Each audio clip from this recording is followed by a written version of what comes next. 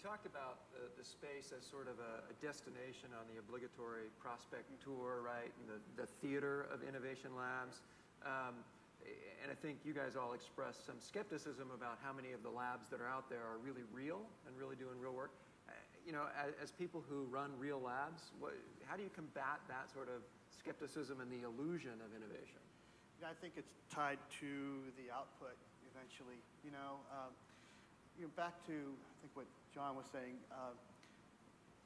The team wants to produce things that are real, and for a while we went through this evolution of creating prototypes, and there was always, in an integrated agency, there's a level of show and tell. You know, it's just the kind of the nature of the beast.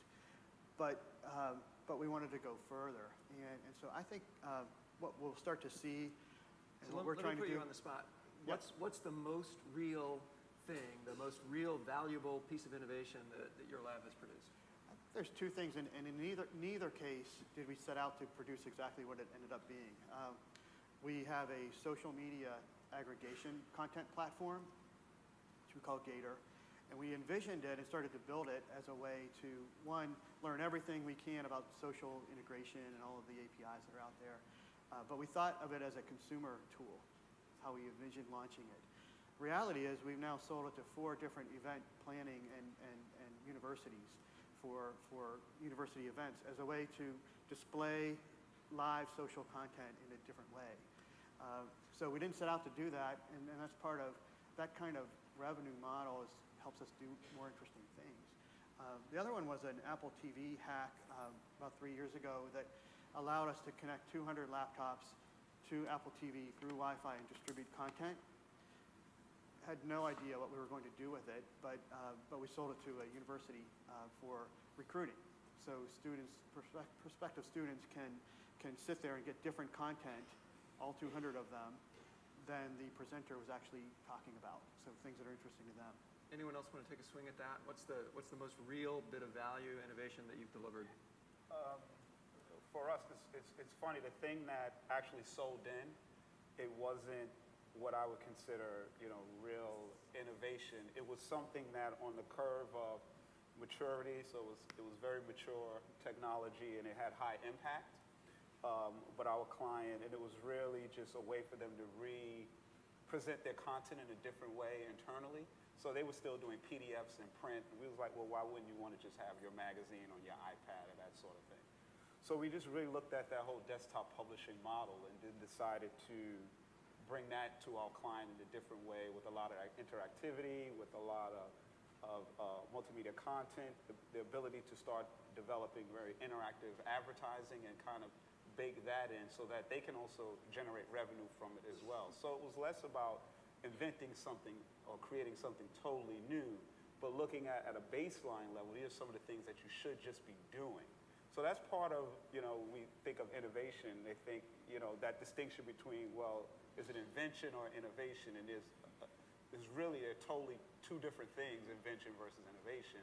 But what we did was also just look at, again, what's mature and what'll have large impact, and bring that to our client to do that. And they actually spent quite a bit of money buying it. So it's those sorts of things that you can do, because a lot of times our clients aren't aware of this technology that's out there, and sometimes it's just a matter of us introducing it in a much different way to them. Okay. So you guys have both shared a couple of successes. How about you guys? You want to share a couple of failures with us? Because we had some good conversation around that. Yeah. So what we publicly talk about on our site and what sort of gets out into the world is a small fraction of what we do. And the fact is the majority of the things that go on the lab kind of go nowhere, right? So the way we think about it is we come up with an idea for an experiment. Hey, I have this sort of new, vague notion to explore this idea. We start to do it and we hit walls. Either it's too technically difficult, it doesn't work the way we thought it would, and it just kind of goes on a shelf. And whether that shelf is literally a GitHub repo that's just maintained privately or physically goes on a shelf. And sometimes some of those things a year later we go back to it because we figured something else out that gets us through that barrier. So for example, we were working on the easiest way to describe it is Nike Plus for skateboarding. It was a hardware piece that goes in between the skateboard trucks in a riser that would track all the movements of a skateboard. So we could recognize tricks and everything like that. And we did it on Arduino, and we had like a prototype that worked really like it proved that it could be done. And we stubbed out this server that did trick recognition. And as we started to do it, we realized, wow, to do this properly, Arduinos are too slow. We need an ARM-based processor. None of us know ARM-based programming. We weren't going to hire an engineer. And so we just kind of put it on a shelf. Eventually Arduino will get powerful, like Moore's Law will take over, and eventually we'll probably come back to it and play with it again at some point. That would be an example, but I think it's really important that I look at our lab to like, I want it to fail. I want it to make mistakes, because that's how you learn. And sort of when I look at my investment in labs, it may seem counterintuitive, but it's like how many mistakes did we make and what did we learn from them is a measure of success. Yeah. And I think that takes courage. I hate to say we're really courageous, but I think that in a lot of agencies, failure is not something that's rewarded. And I like the idea of having a place in the company where failure is sort of encouraged. And it's okay to fail, because you're going to learn something from it. And as long as you're learning something and moving forward, that's cool. And I don't think that clients necessarily pay us to fail on their business, right? And that's okay. That's not a criticism. So, but where in your company do you have a sort of safe place to fail? So the lab is a fail zone. And it's totally cool. Like, and I think that you know, when I talk to Peter Nitsch, the director of our lab, he comes to my office every week and he talks about like the projects we worked on, and he'll say, okay, I'm shelving this one. I'm like, okay, that's cool. So what did we learn? What would we do differently next time? And then we have that discussion, which I think is a great discussion to have, and probably not enough of those discussions occur inside of companies out there. Tim, would you say that is true for BBH labs as well? And do clients get that? Do clients see the value in that? Maybe. The first question was like, you know, is that how it sort of works? Is that sort of our fail zone? And I think it is. There are two instances with labs that were, I guess, viewed as failures, but they're really good learning processes. One is in 2009, we tried to open source the design of our logo. Many reasons. It just did not work, and it wasn't well received and whatever. And I wasn't personally attached to it. But the second was we had an initiative at South by a few years back called Homeless Hotspots. And we went into it with the best of intention. I remember that. And yeah, if anyone's heard of that, that happened.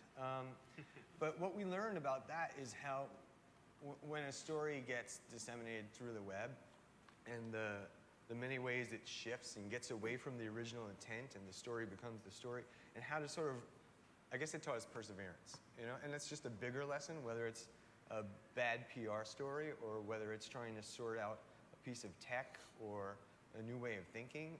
It's knowing how to kind of push through in order to get back to what your initial sort of intentions were, and that's to make a difference. So I think that answers that part of the question. Yeah. Do the clients get it?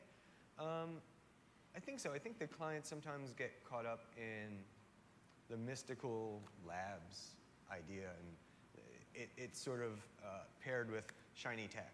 You know, how did you hack this new piece of technology and create this thing that is all the buzz? And labs for us hasn't always been about the shiny tech. It's always been a very strong thinking and doing piece. And the variance between those two are different between New York and London, and how much of an output each work stream has. But I think that if you look at what BBH Labs is known for, I think that codified information and that thought leadership is a big part of that, and I think clients definitely recognize that. I was just thinking, last night I was talking to some folks that want to start a lab, and this notion of being allowed to fail and failing a lot, and being that part of your culture is important. And I think that has to start from the top down. I mean, you're a partner. Not everyone here is a partner of the agency can make that decision. And so I think getting that buy-in at the top that this is going to be probably fits and starts, and there will be failures, and it is a cost to the agency early on is important. Because So let's talk about that. So for anyone out there who may be interested in trying to sell in a lab, based on the learnings, the successes and failures, what would be your advice and how would you recommend they frame it up? I think the first thing you want to do, my advice is try to construct a lab that economically is just an expense of the business for the first little bit. Over time, you can start to find revenue for it or P&L. Like I think while we've been unapplied, we're just starting now to have the same discussions you are, because I feel like the lab's got an identity. It has it's figured out what it's good at and what it does, and now we're able to maybe extend that value into clients. But if you can create an economic model where we're going to spend this amount of money and it's going to be expense of the business, and we're going to maybe just use it to the things we do, we'll hopefully have something to talk about, and think of it as PR, right? Think of it as content marketing or something like that for the agency, is a good way to start.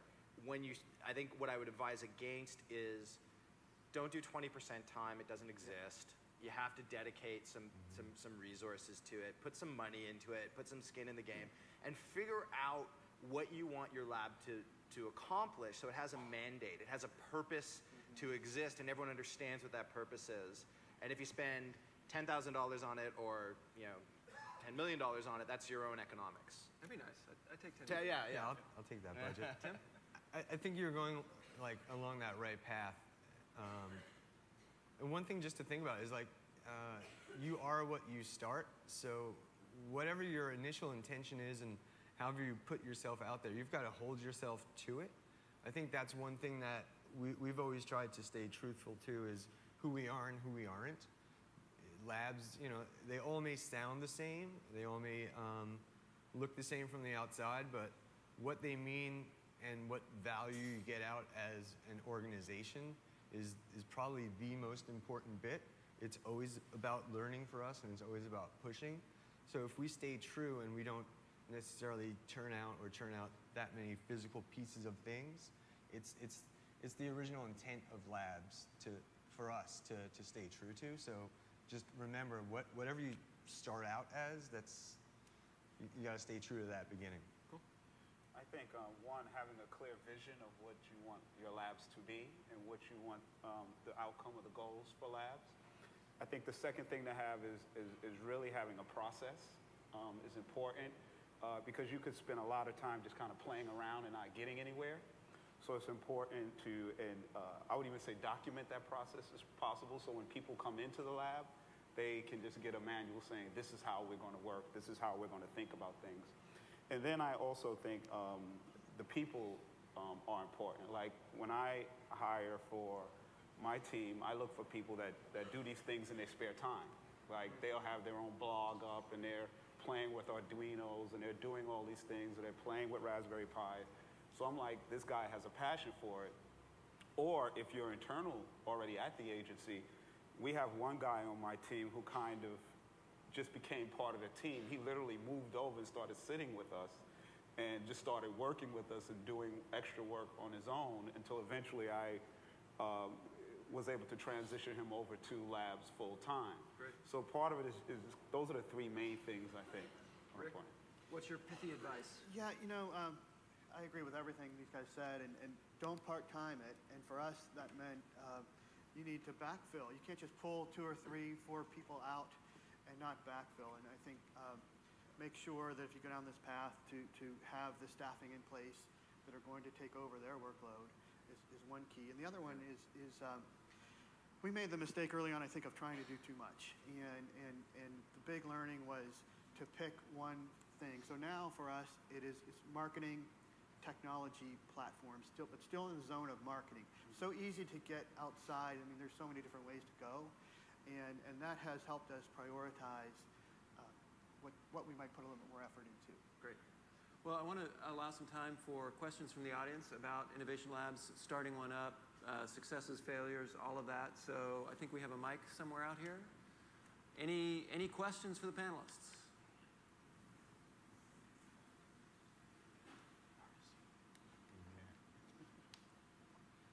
Have you guys ever thought about working together in some way so that you're not just all reinventing the wheel on your own? Or is there a way that you could talk about how you might do that effectively, and maybe also work with some of the other labs in the city as we start to have dozens and perhaps even hundreds of labs? I think that's what GitHub's for. Like just take our, I